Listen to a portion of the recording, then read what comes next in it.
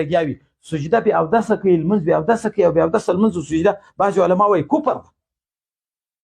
د دغه ځای احتیاط له موږ سره نشته پیغمبر علیه الصلاة والسلام مبارک چې په بولو ته کېنستی په قبله باندې بول کول ناروا دي لمر خاته ته ناروا دي داسې داسې به کېنې بیا به د باد په مخه نه کېنستی چې داسې نه وي چې یو طرف ته میتیازې ورکړي څاڅکې راوالوځي جګ طرف ته به بول نه ورکولې چې داسې نه وي چې څاڅکې ستا کالو ته راوالوځي کلک ځای ته به میتیازې نه ورکولې صحابي مبارک وایي چې رسول الله صلی الله علیه وسلم به کله کلک ځای ته بولې ورکولې نو بیا به خپله امسا مبارک راواسته ځای به پوس کوي بیا به بولې ورکولې چې داسې نه وي چې دا څاڅکې راوالوځي حالانکې د رسول الله بولې پاکې وي صحابه وچکلي دي چې د چا وجود ته ننوتلي دي هغه په جهنم حرام سوی دومره پاکې بولې وي خو تعلیم خو ما او تا ته راکوئ